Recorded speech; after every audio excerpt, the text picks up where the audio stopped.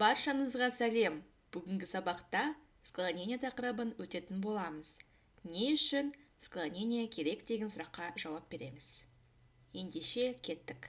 Осы сабақта склонение не үшін керек, қалай дұрыс анықтау керек, оның түрлері және мысалдарға тоқталып практика жасайтын боламыз. Бір кездері адамдар мүлде окончанияны жалғауды білмеген. Олар қалағанындай сөйлей берген. Сөйлегендері, сөйлемдері қате-қате болғандықтан олар бір-бірін түсінбеген. Содан орыс тіліндегі барлық зат есімдерді 3 топқа бөлген, 3 склонениеге бөлген. Мысалы, мама деген сөзді мамы, маму, маме, с мамой деп айта берген.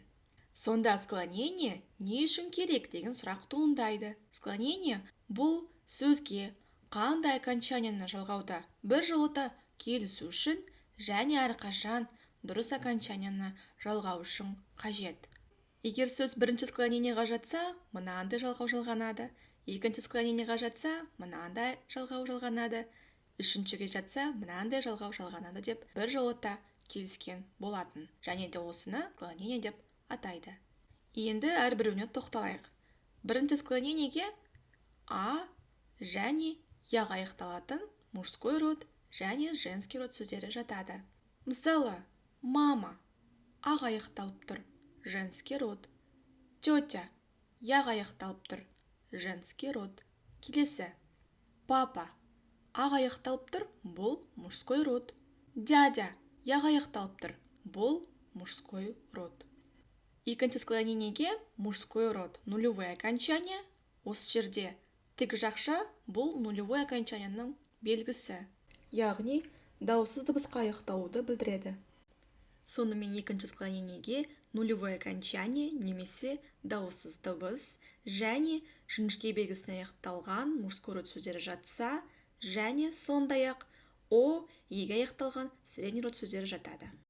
Мысалы, отец дауыссыз дыбысқа аяқталып тұр, бұл мужской род.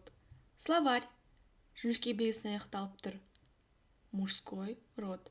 Келесі, море еге аяқталып тұр, средний род. Окно оға аяқталып тұр, средний род. Және үшінші склонениеге жіңішке белгісіне аяқталған женский род сөздері жатады. Мысалы, ночь, степь, соль. Тағы да бір рет қайталайық. Бірінші склонениеге а және яға аяқталған мужской род және женский род сөздері жатады. Екінші склонениеге дауыссыз дыбысқа аяқталған және жіңішке белгісіне аяқталған мужской род сөздері о еге аяқталған средний род сөздері жатады. Ал үшінші склонениеге жіңішке белгісіне аяқталған женский род сөздері жатады. Енді мысалдарға тоқталайық. Молоко сөзі қай склонениеға жатады? Молоко средний родқа жатады. Себебі окончание о. Ал средний род тек қана екінші склонениеде ғана бар. Сонда молоко деген сөз екінші склонениеға жатады. Келесі, дом сөзі қай склонениеға жатады деп ойлайсың? Дом сөзі мужской род. Ал мужской род бізде бірінші склонениеде және екінші склонениеде бар. Сонда қай склонениеға жатады деп ойлайсың? Бірінші склонениеде мужской род а және яға аяқталған сөздер жатса, ал екінші склонениеде нулевое окончание немесе дауыссыз дыбыс және жіңішке белгісіне аяқталатын сөздер жатады. Бұл сөз бізде дауыссыз дыбысқа аяқталған, яғни нулевое окончание. Сонымен нулевое окончание дауыссыз дыбыс тек қана екінші склонение. Яғни дом сөзі екінші склонениеға жатады. Келесі, сестра сөзі қай склонениеға жатады деп ойлайсың? Бұл сөз женский родқа жатады. Женский род бізде бірінші және үшінші склонениеде бар. Үшіншісінде тек қана жіңішке белгісіне аяқталған сөздер жатса, ал біріншіге а яға аяқталған сөздер жатады. Ал сестра сөзі окончание а. Сол себепті бұл бірінші склонениеға жатады. Сонымен сестра сөзі бірінші склонениеға жатады. Келесі, морковь сөзі жіңішке белгісіне аяқталып тұр.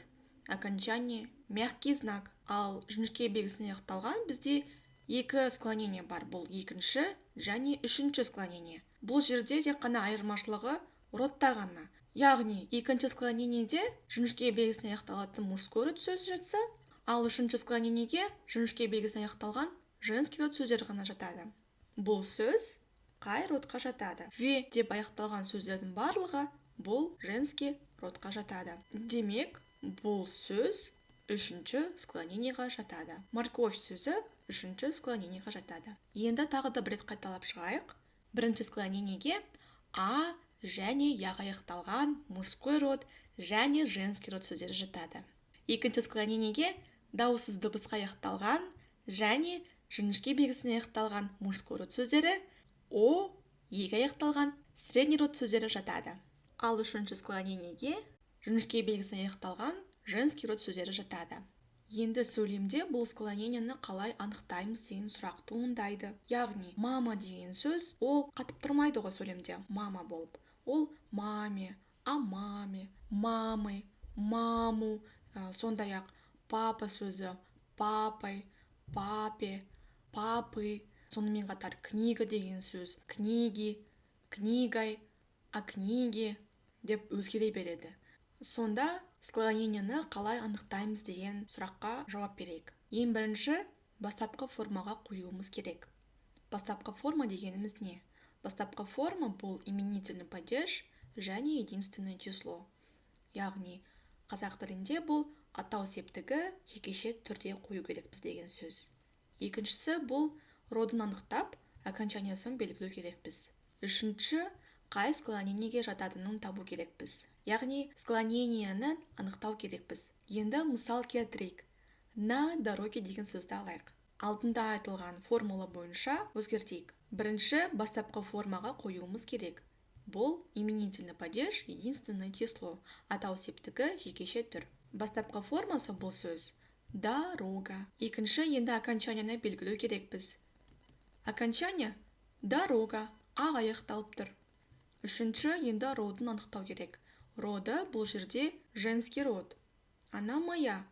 Көбіміз осы жерде роды Е деп ойлауымыз мүмкін. Өйткені на дороге Еге аяқталып тұр деп ойлаймыз. Бірақ бұл сөз женский родқа жатады. Өйткені оның бастапқы формасы дорога деген сөз. Төртінші, бұл қай склонениеге жататынын анықтау керек. Ал бізде аға аяқталатын тек қана бір ғана склонение. Ол бірінші склонение. На дороге деген сөз бірінші склонениеге жатады. Оның бастапқы формасы дорога, роды женский род. Осы тәсілмен қазір енді практика жасайық. У море деген сөздің склонениесін анықтайық. Ең бірінші бастапқы формаға қояйық. Бастапқы формасы море, окончание Е, Еге аяқталып тұр. Ал енді үшінші родын анықтайық. Роды бұл жерде средний род. У море деген сөзді кейбіреуіміз женский род деп ойлауымыз мүмкін. Себебі яға аяқталып тұр деп ойлаймыз. Сол себепті бұл сөздің родын біз қате анықтауымыз мүмкін. Енді төртінші бұл склонениесін анықтау керек. Средний род тек қана бір ғана склонениеде ғана бар. Ол екінші склонение. Демек, у море деген сөз екінші склонениеге жатады. Оның бастапқы формасы море, роды средний род. Келесі, по асфальту. Осы сөз қай склонениеге жатады? Бірінші бастапқы формаға қояйық. Бастапқы формасы асфальт. Енді окончаниясын анықтайық. Окончание – нулевое окончание. Демек, бұл дауыссыз дыбысқа аяқталып тұр деген сөз. Үшінші, қай родқа жатады? Бұл сөз мужской родқа жатады. Он мой. Бізде мужской родқа аяқталатын екі склонение бар. Ол бірінші склонение және екінші склонение. Бірінші склонениеге А және яға аяқталатын мужской род сөздер жатады. Ал екінші склонениеге жіңішке белгісі аяқталған және нулевое окончание немесе дауыссыз дыбысқа аяқталған сөздер жатады. Демек, бұл сөз екінші склонениеге жатады. Яғни, по асфальту сөзі екінші склонениеге жатады. Бастапқы формасы асфальт, роды мужской род.